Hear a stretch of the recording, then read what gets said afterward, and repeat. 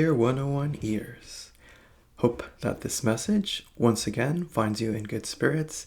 I give you a very warm and cordial salutation and also a round of applause due to the fact that we are one step closer to reaching that coveted finish line. This intercession has certainly been a quick one. Hope you've been enjoying yourself and enjoying your summer as well. We're about to hit triple digits again.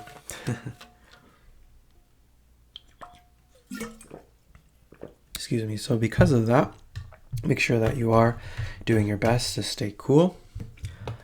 Might I recommend buying some watermelon too, eating some tasty, cool watermelon that you can keep in the fridge. That's always a perfect summer snack, I find.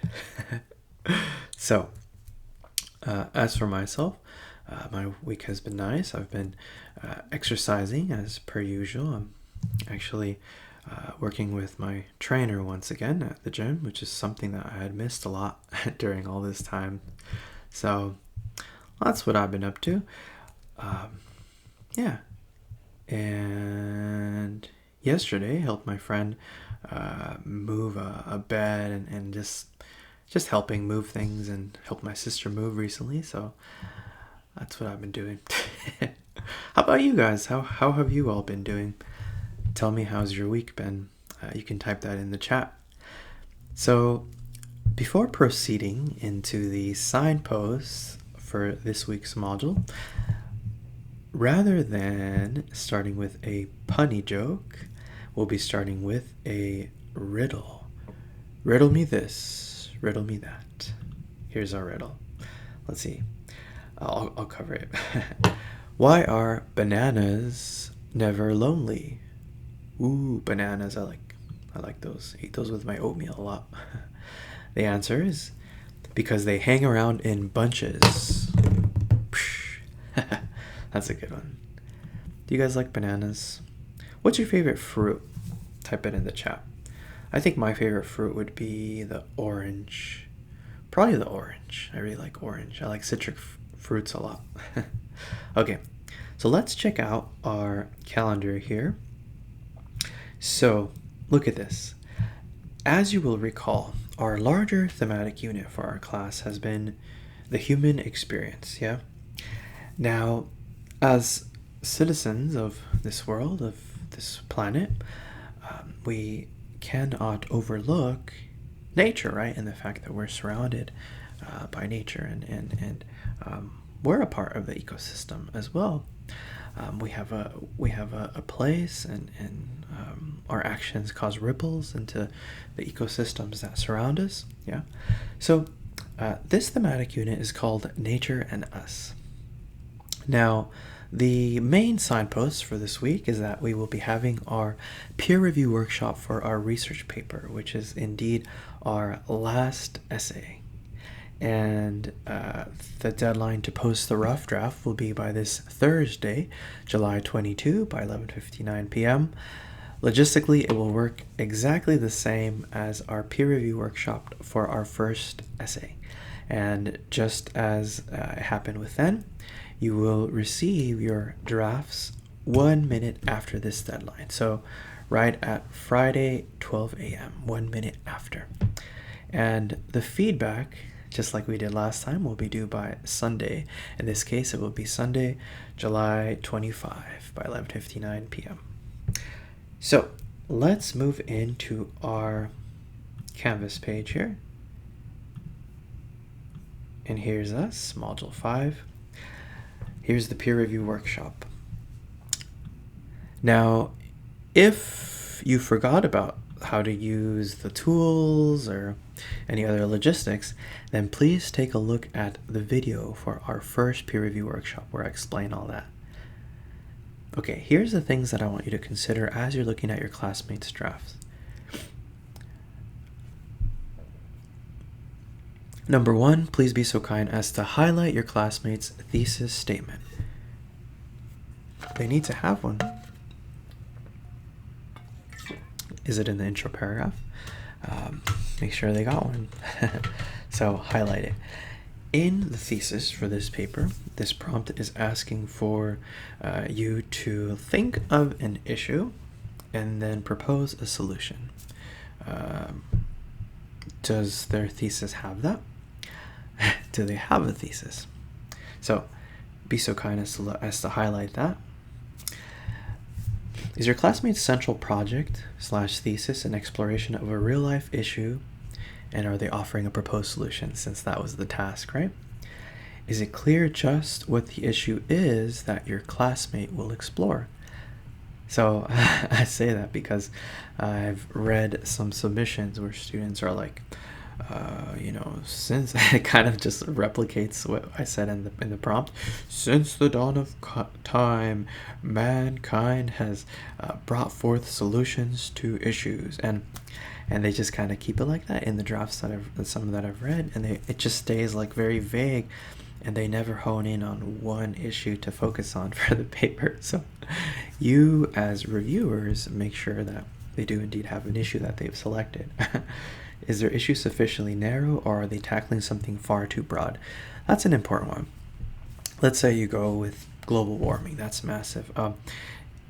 The idea is to choose an aspect. So perhaps you can focus on greenhouse effect, right? How that's one large way that it happens, right? The global warming happens through the greenhouse effect, okay? So then what you need to do is focalize your attention upon your solution. So look at one element that is contributing to this larger greenhouse effect.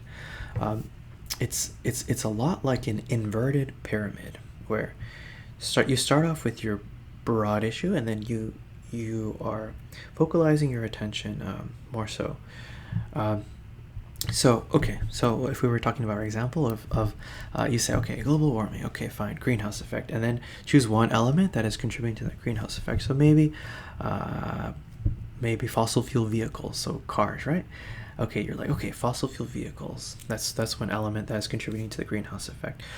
So then what are you proposing? Now, the trick, remember, is that the solution needs to directly help with the issue, right? In this case, if we said that we're going to look at cars, right, as contributors of this greenhouse effect, the fossil fuel cars, then if you propose, say, an electric vehicle as a solution, see how that directly really works to help with what you just mentioned. So it has to correspond directly. That's the main thing that you're looking at. If you, I don't know if you read the Irvin text, but I have that article, What is Academic Writing?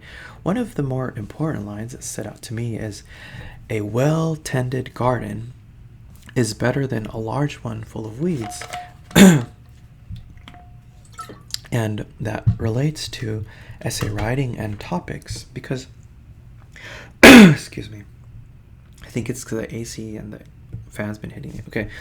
But I was saying, if you have something very broad, then that's the large garden full of weeds. But if you focalize your attention as much as possible, that's that well-tended garden. And that allows you to have sufficient, I guess we can call it acuity, to be able to develop and explore with the best attention that is possible, right? So do be mindful of that, because you don't want to overwhelm yourself with something too broad. You want to focalize your attention. So help your classmates out. Like if, just like I said with the car example, I was going to say, if they're like, okay, I'm going to tackle something massive, like ending world hunger. Perhaps focalize on hunger in one particular country, because the thing is that in every country, like, circumstances vary, and it's a little bit difficult to have like a blanket solution for everything. But focalize your attention as much as possible. Say world hunger in, or say like hunger in LA County or California or something. Is your classmate's proposed solution clear? Okay, so we've been talking about solution.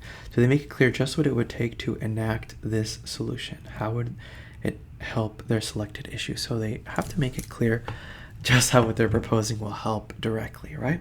Don't leave it in the air.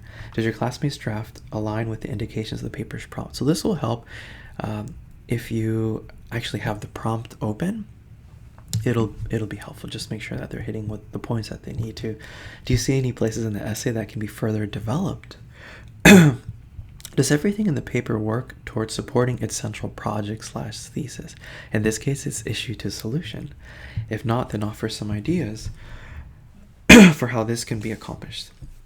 So everything in the body paragraphs has to be working towards this larger project, which is, here's the issue that I'm focusing on, here's what I am proposing.